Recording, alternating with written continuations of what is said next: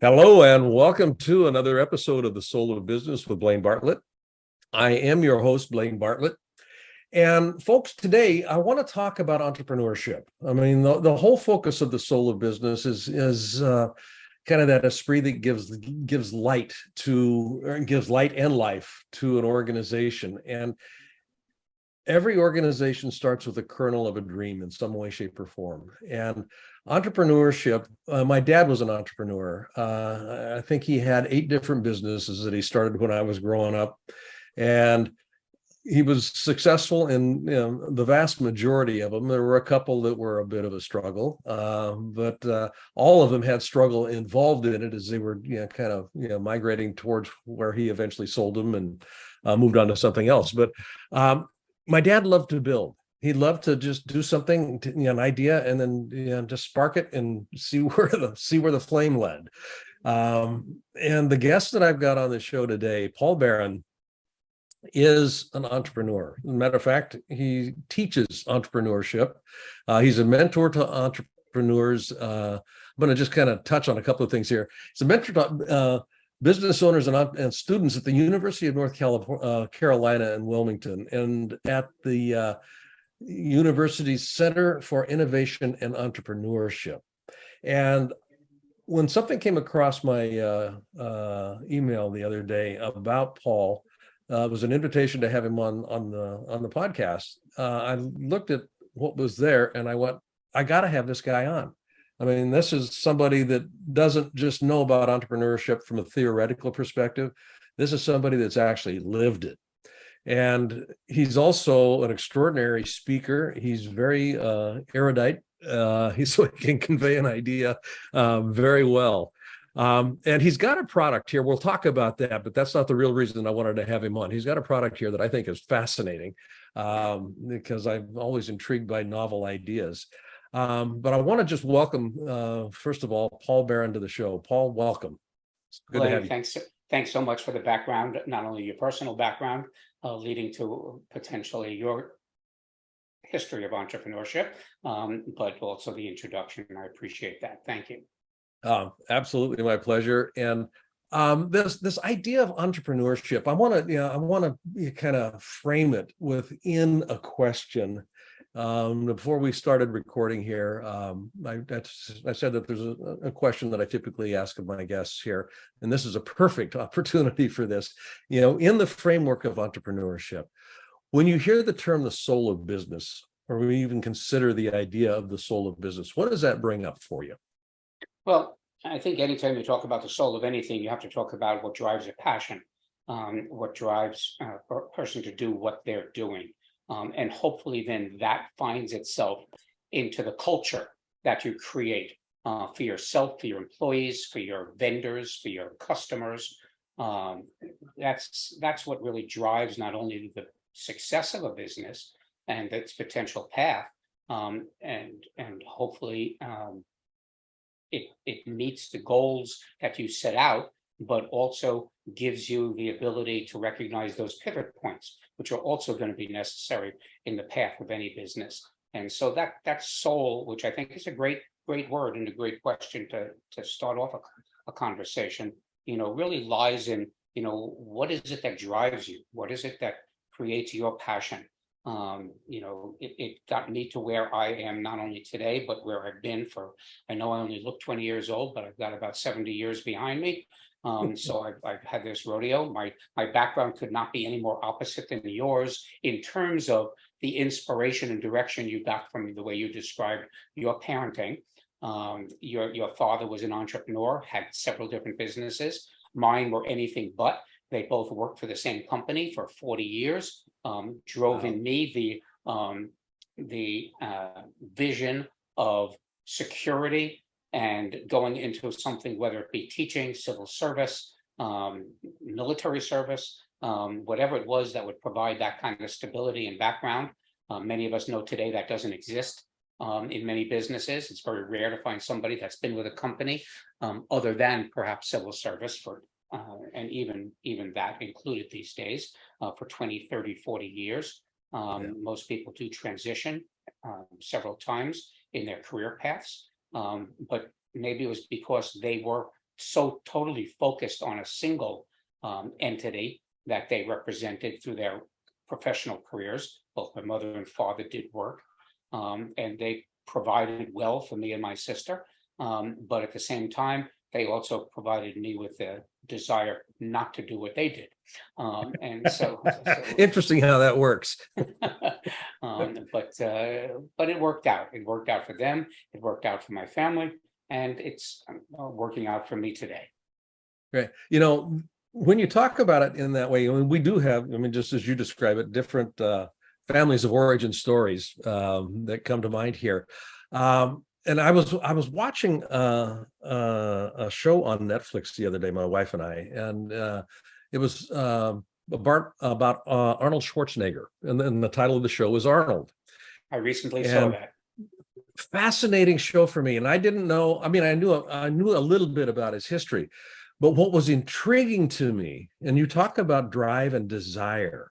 This was a guy that went to the top of arguably three very difficult professions, careers, and he's actually embarking on a fourth right now in social philanthropy in an interesting way. But you know, to take the top of bodybuilding and then pivot, you mentioned pivot, completely pivot into being not an actor, but a movie star, as you know, the best known movies action hero on the planet, and then the most successful governor in the state of California in the 20th century. Yeah, I mean, and again, that goes to your point of the soul. I mean, this was obviously a man and is a man, and I don't care whether you like his politics or you don't like his politics or whatever. But you can't deny the fact that this was a man so driven by a sole purpose of becoming that world's best bodybuilder, and what he did to achieve that. You have to admire the kind of dedication, not only that required, and it basically is a microcosm of many professional athletes. But like you pointed out, Blaine, very few, many athletes then go into another career of either philanthropy because of the income that they've enjoyed on their professional athletic careers. But you get also movie actors that then go into other things, and they get into the restaurant business or clothing businesses or something else, and they find something else that drives them once they've reached a level of not only success but also the financial capability to be able to support a new venture. And that's no different than people who go on the paths that they may find themselves, whether that be working for a company or creating some entrepreneurial venture. Hopefully you achieve some level of success, and that may be the beginning, middle, and end all. With somebody like Arnold, obviously it was something that he got to a certain point and he said, okay, what's next? And that's admirable, I believe. I do too. I mean, that's one of the things that I was most struck by was he reached the pinnacle and then he looked around and went, I could continue doing this for a long time, but there's no juice anymore. And certainly something like bodybuilding or the career, I play tennis, I swim, you can just go so far, and your body will allow you to go so far. And then of course there's going to be a younger, faster, bigger, better, stronger person who's going to break whatever records you might have achieved and is going to maintain that, because it's just the nature of the beast. That was a young man's profession, bodybuilding. You can only maintain that for so long. Sure, you can be in good shape like he is today. I mean, what he's doing today in his workout routines is still crazy. Crazy. But at the same time, you can only reach a level of success where you have to say, okay, what's next? Yeah, and that idea of what's next, I mean, that is, I think, one of the things that actually defines an entrepreneur. Is they're continuously looking over the horizon, and it could be in the same sector, it could be completely a different field entirely. And Arnold, I think, is a great example of that. I'm going to go be not an actor. I'm going to go be a movie star. I want to be the best in that domain that I could possibly be. The idea of desire. I mean, I've always been fascinated by desire, and the distinction I make between desire and passion, and there is a distinction I make between those two. desire will get me over that suffering hump that is embedded in passion. Because I mean, literally, the definition of passion is imbued with suffering. I mean, that is the Greek definition of passion. Where did you learn about desire as an entrepreneur? Because your folks, like you said, 40 years in the same business or in the same industry, the same area here. I was working, and this is why this is, I think, a relevant question. In one of my early iterations, I was working for a newspaper in marketing and advertising, and this was in my early 20s. And there was a fellow there that I remember today, like it was yesterday. His name was Ruben Radabaugh. And Ruben is gone now, but Ruben celebrated his 50th work anniversary at the newspaper while I was there. 50 years he'd been there. And I asked him, I said, Ruben, didn't you ever want to do anything else? And he said, well, yeah, I mean, he went into the story about, the other stuff was attractive, but the idea of security and safety was really important to him.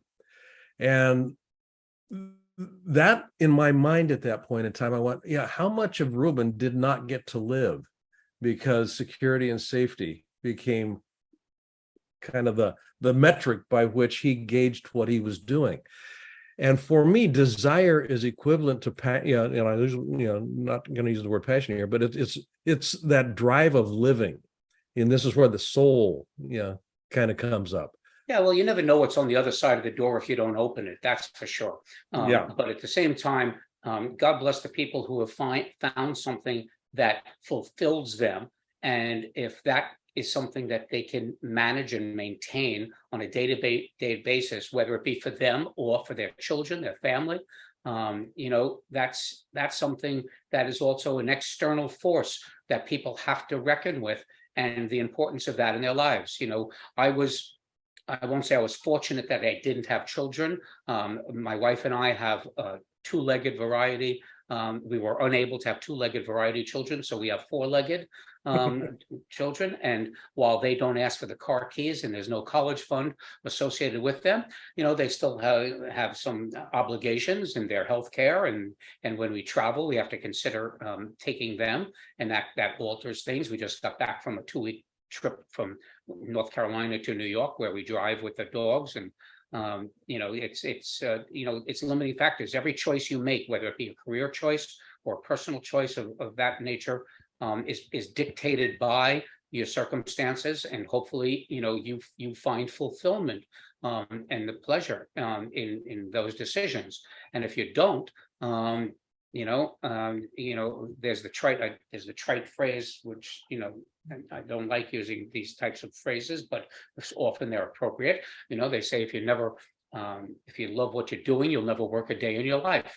And so whether or not that means it's the same job or the same business or the same product or the same service, that doesn't matter. It never mattered to me, which is why my career went the way it did. I had several dozen businesses spanning everything from consumer packaged goods to restaurants to software development to different products, retail, wholesale, manufacturing, product development. And because I took things up to a point, I'm not going to say that everything was a trajectory, the traditional hockey stick that entrepreneurs dream of. It was not without its peaks and valleys. I've had my what I call learning experiences, which is how I prefer to describe those lesser financial successes. And hopefully you learn something from them and you move forward. And again, trite expressions are abundant when you think of how many times it's not important how many times you fall down, it's how many you get up. And so, I happen to have gravitated to a career that found a calling, if you will. You have to learn what hats you like to wear. That's the bottom line. You have to do what drives your passion. For me, I learned early on, I liked sales, marketing, customer relationships. I liked engaging with people. I didn't like a lot of the administrative activities associated with business. I didn't like a lot of financial responsibilities. I didn't like hiring and firing. I didn't like the legal. These are all things I knew were necessary for a business to succeed, but I prefer, they say, what's the best definition of a CEO, or what is the definition of the best CEO and leader of a company? My answer is always the same, is that you're smart enough to know what's required and hire the best people to do it, but then wise enough to back off and let them do the jobs. Yes. It's important to know what drives you.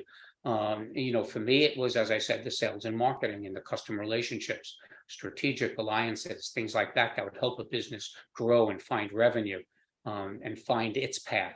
But all those other aspects that are required of a business, I was content to outsource or find people who could do that competently. But all of those things were necessary. Now, with that said, I started some businesses. I learned what I like to do in this regard early on, and what I was able to do successfully.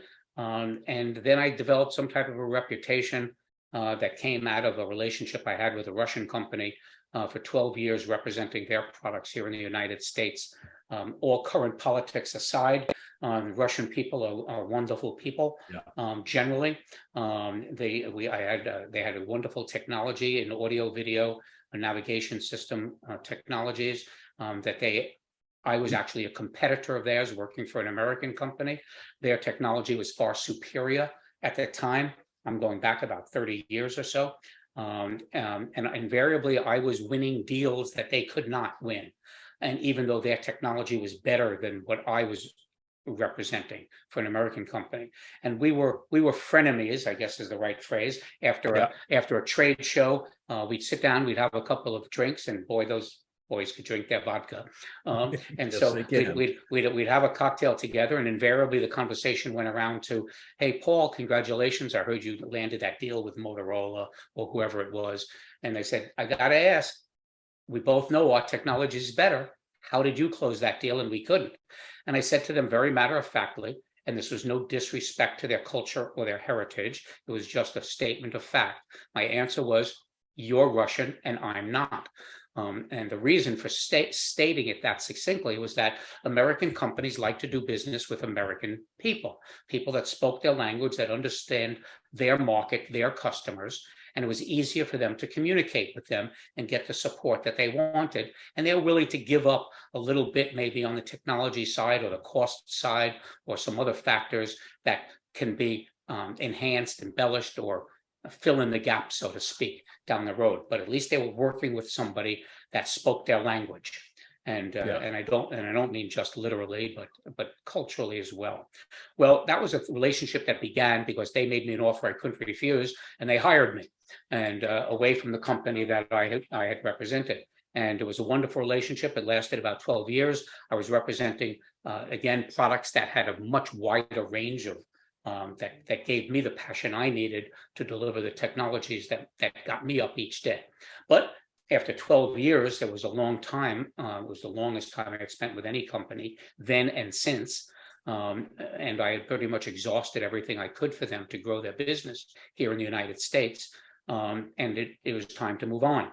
But I had developed a reputation as somebody who could take a foreign company's products and help them find their American audiences. And so from there, it was actually one of my customers was an Israeli company that had a media product, and they wanted to bring it to the United States.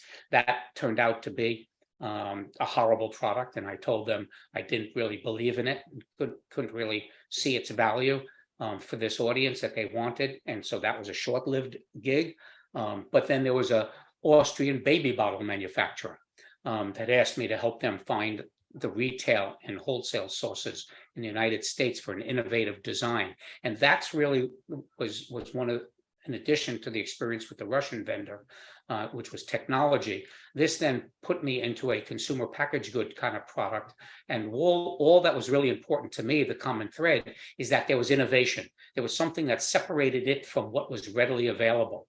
It was the better mousetrap, so to speak. And so I represented them and did very well for them, and brought that company actually not only to increase sales and customers and retail outlets, but also then to an eventual exit. After that, there was a Chinese headband headphone that was for children, a headphone that let children find calm and peace and listen to music and make phone calls and whatever in a headphone device. And then there was an Australian self-service dog wash system that was manufactured in Australia. And these were all things that on some level I had the dog wash was simple in terms of its attraction to me, because my wife and I are dog people and we're always searching for anything dog related. And we found this device and I said, boy, that's pretty cool. Never saw anything like it before. Did some homework, reached out to the company in Australia, said, you're not in the United States, do you want to be? And then I ended up representing them and finding a US manufacturer, which loved the company so much that they bought the company, and that basically put me out of a job. But I did very well financially for them, but it also said something else to me at that point in my life. And now I'm talking about maybe 10 years ago. I said, and I'd done very well financially through this short description I've given you. And there were other businesses I owned. I was in the restaurant business, sporting goods stores, and some other software development I did also. But bringing to the current state of my life and my career, I no longer wanted to be a hired gun. I missed the ownership. I missed the control that having my own company offered. Which I had earlier on in my career before I got sidetracked after the Russian experience and started working for other people, helping them grow their audiences and their revenue. Sometimes I had an equity stake, sometimes I didn't. But after the Australian dog wash experience, I said, if I'm ever going to do this again for a company, I'm going to own it. And just like this American company that acquired the rights to that product from the Australians. And so I really wasn't looking for anything, but yet another company approached me that knew of my reputation. It was a German company, and they had a very innovative vertical printing machine. And it was a company that is now a competitor of mine. We've pretty much blown them out of the water, but that's another story. And to the experience of my current venture. But they approached me, and I thought it was the coolest thing I'd ever seen. And Blaine, do we need to stop? Do you need to take a pause or anything? No, I want to finish this story, and then we will take a break right after this. I don't want to stop you in midstream here. Okay, well, I'll kind of bring us up to the present by saying this German company approached me with a vertical printing machine. Never saw anything before like it. It was a machine that would print. It was like an inkjet printer on steroids that would deliver digital art onto any wall, indoors or outdoors, any size mural that it could print. And I found it fascinating. And I did a little dance with them in terms of they wanted me to represent them into the United States and bring the product here. And we couldn't make the deal that I wanted because they wanted me, like all the other companies, to be a commission salesperson. And I said, I'm sorry, I don't do that anymore. And so the conversation broke down. And maybe this is a good place to stop. This will be a great place, because I want to pick up. There's a couple of things here as you've been kind of weaving this histogram. There's a thread here that I want to leverage, because I want to bring it back to the wall printer, which we're going to talk to in just a minute after we come back from this break. But I want to position it when we come back from the break, and with a particular frame, if that's okay. Have at it, Blaine. That's fine. Okay, folks, we'll take a real brief break here, speaking with Paul Barron, and we'll see you when we come back. The nature of life is evidenced in nature. Nature grows, and all of nature honors the desire to be more, to have more, and to do more. Life thrives when it's allowed to grow. And ideally, thriving is what we also, all of us, want to be able to do. Unfortunately, at some stage in life, most people find themselves settling into what I can only call a rut. And a rut is nothing more than a coffin with the ends kicked out. You want to quickly get out of any rut that you find yourself in. When you stop growing, that's when the coffin starts to appear. The simple truth is this, and this is true for everything in nature. You're going to die. I'm going to die. Every one of us dies. So the question we need to come to grips with is not, are we going to die? The question nature asks us to answer is, are we truly living? That's what motivation is about. It's the desire to move. It's the desire to grow and to excel. Have I lived? How have I lived? I'd love for you to take advantage of my Leadership Mindset Masterclass. It's all about providing you with the tools to ensure thriving for yourself and for those around you. Register today to receive the free introduction video and find out more about this acclaimed program. You'll also receive a copy of my international #1 bestseller, Compassionate Capitalism, A Journey to the Soul of Business. I'm Blaine Bartlett, and I look forward to helping you thrive. Welcome back. With Paul Barron's description here, right before we took this break, we were beginning to move into this product that he's now, the CEO of here in the U.S., the wall printer. But before we get to this wall printer story, because it's a placeholder for something else that I think is really relevant in the framing of entrepreneurship. And one of the things that I've played with a lot in my work with entrepreneurs, Paul, and I just want to kind of position this and get your take on it as we look at how the wall printer actually fits into this narrative. Buckminster Fuller. Now, this may seem like a non sequitur here, but Bucky had a book out years and years and years ago. It was a very small little book and was obscure. It's out of print now. It was called "I Am a Verb." I am a verb.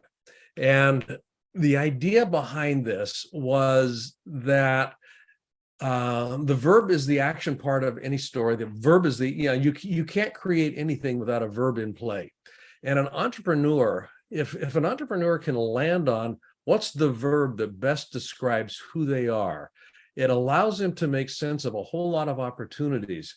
And as I was listening to your story, what came up for me, you were talking about your reputation of being able to represent people, but you also were intrigued, and this was kind of the key catalyst here, about innovation.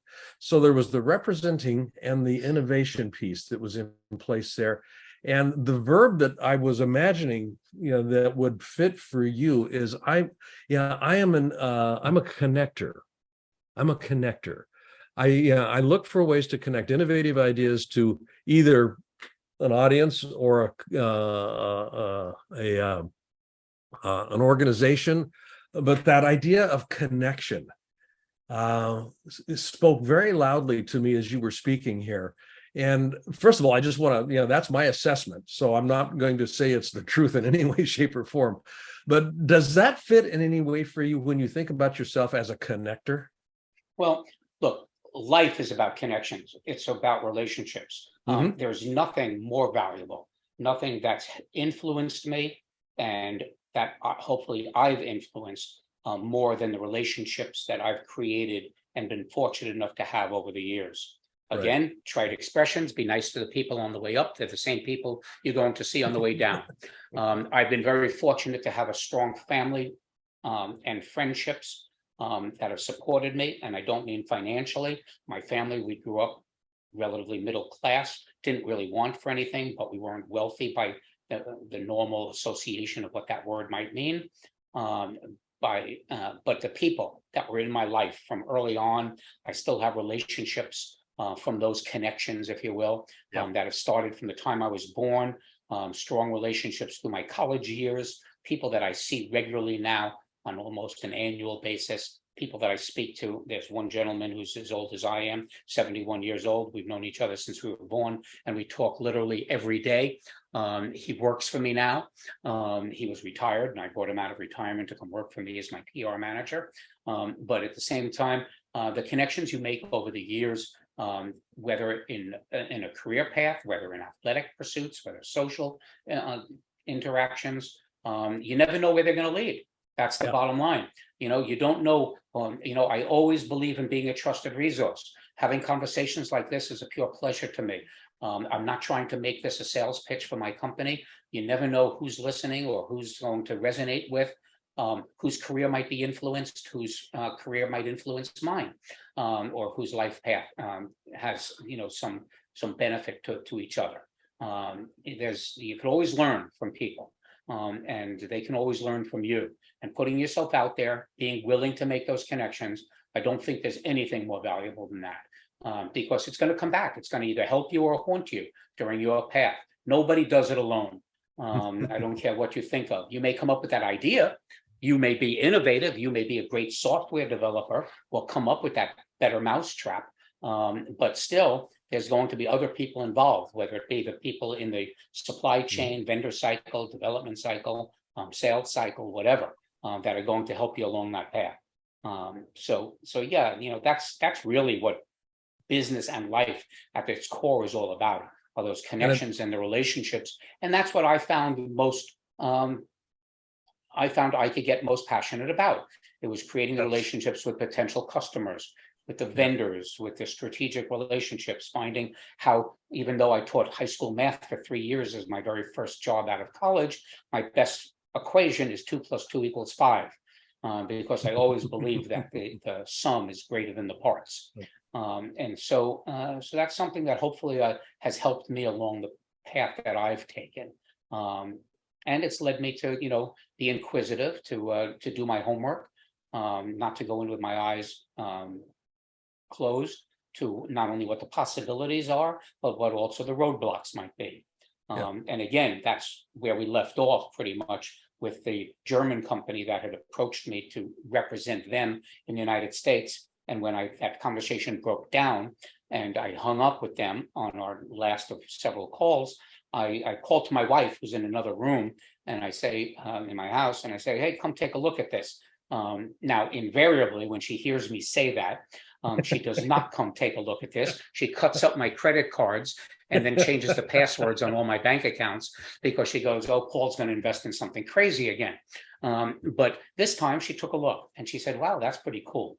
And once again, it was the reaction that pretty much everybody gets when they see a vertical printing machine, which now my trade name is the wall printer. When they see the wall printer working, it's just a big machine. It's a $30,000 machine. It's not your $100 desktop printer. It's a commercial printing machine, but it goes to a site. It will print on a wall, indoors or outdoors, artwork. And when this German company conversation with me broke down, and I said, gee, that was pretty cool. Let me do my homework and find out who else is doing this. Well, I found out that there were only literally a handful, 5 companies in the world that manufacture this type of machine. None of them in the United States or even North or South America. There was the German company, which, no disrespect to anybody in your audience who has German heritage, I drive a BMW, I cook with ankle knives, I value a well-engineered product, but I also, again, with my eyes wide open, don't accept the fact that because something says made in Germany or made in the US or made in Australia, just because of that does not mean it should be worth twice what something might be worth of comparable value and quality and reliability. And it turned out that as I did my homework, I found out that the originator of this technology was a Chinese company. It was in the business 14 years, had many patents on some technologies that were important as I continued to my process of learning about this technology. There was another Chinese company. The Chinese don't only copy us. I learned they copy themselves too when they see another company that's successful. But they had no development and no real support for a company who wanted to use their products to make themselves a successful business out of it.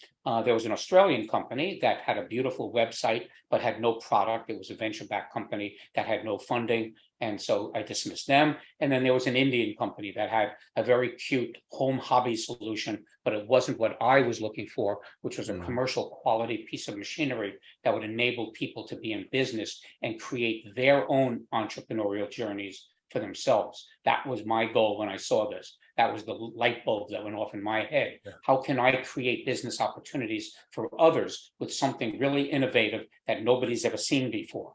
And so that then allowed me to, I did a year of homework on this. I found out that, in fact, this one company was the best of breed. I worked out a deal with them. Fast forward, I now co-own 3 patents with some innovation that I brought to the party during our relationship as it developed. I now have where we started in 2020. I may not have been the smartest kid in the block, introducing a product that nobody has ever seen or heard about before in a time when COVID came around and the whole world shut down. And there I was, invested pretty heavily in products that nobody knew how they were to be used and what they were, and they couldn't come and see them because nobody was traveling, and people were being laid off from their jobs or working remotely, which actually turned out to be something I leveraged. I took advantage of that by promoting what this machine could do on social media, hoping that there were some people transitioning in their own lives who were deciding, do I really want to continue on this job or this career or this path that I've been on? Now, because of the pandemic, I'm either been laid off or I'm working remotely, having the time to see what might be next when I grow up or whatever. And so we took advantage of that. And while people were laying people off, I built up our team. We now have 15 people working for us. We have over 120 customers.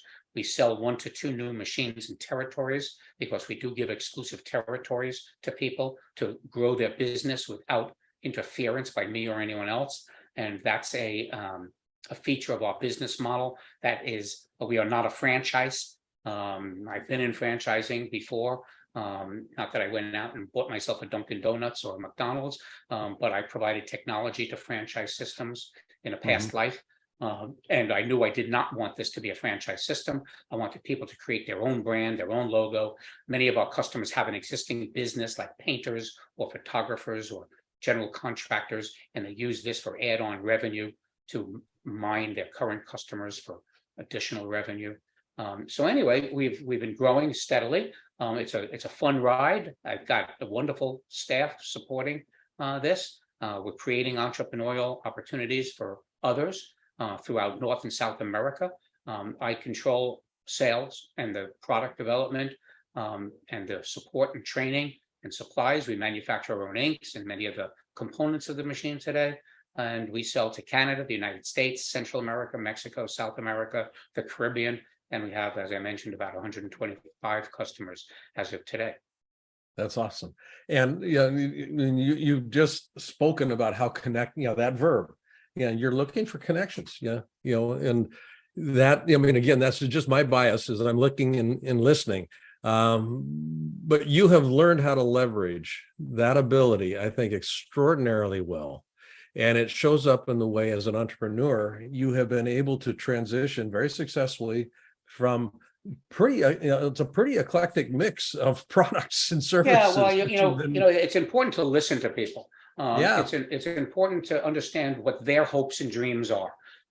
What I do is not for everybody. Wall printing is not for everybody. And we also have floor printers now, which is a machine we invented and developed since I came on board, because people wanted personalized parking spaces in garages. So we now have a floor printing machine too, that could print nice logos on the bottom of swimming pools or in people's foyers to their businesses or homes. But that's another story, and not why your audience called. But the connections, are important, and the understanding and listening to, again, I mentioned it earlier, to be a trusted resource to people. If this is not the right opportunity for somebody and they're not the best use of their investment dollars or their plans, I mean, this is a business that does require work. It requires marketing. It requires, maintenance on these machines, and it's not for everybody as a result of that, or just because some people are looking for something different. And that's okay. If talking to people, making these connections, as you point out, Blaine, if making connections like having Zoom calls like this, we do 3 or 4 of these every day with people who inquire about wall printing and the business opportunity. And we want them to get all the information to make the right decisions. And if that decision means not for me, great. Whether that be from a capital investment perspective, because it's not that $100 desktop printer when they see one of our Instagram posts or Facebook or YouTube videos, that's fine. Maybe they have a wall that wants a print on it, in which case that's something one of our customers will do for them. That's, who knows what'll come of these conversations and connections. That's perfect. And just, connecting. How do people connect with you? What's the best place for them to go to find out more about Paul Barron and or the wall printer? Well, if they really want to know about the wall printer, again, this wasn't a pitch for that, but if they really are intrigued by it and or just want to learn more about it, you go to thewallprinter.com, our website. It'll take you 30 seconds on the website to look at a video and see what it does, and you'll get it.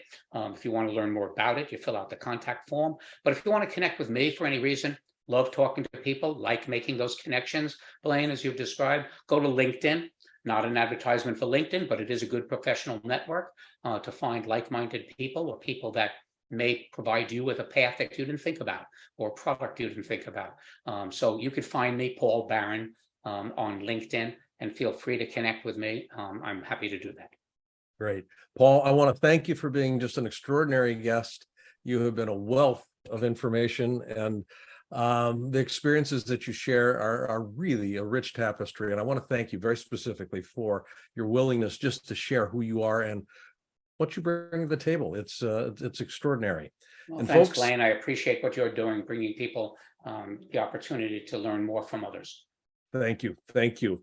You've been listening to The Soul of Business with Blaine Bartlett. I am your host, Blaine Bartlett, as I mentioned right at the very beginning. Go to my website, blainebartlett.com, and you'll find all kinds of good stuff there. Almost all of it's available for free in some way, shape, or form. But there's also additional resources that you can leverage into what it is that you're doing. And find a way to set yourself up as a center of distribution, not a center of accumulation in your life. And as you're a center of distribution, you're going to find life works a whole lot better. I'll see you on the next episode. Take care.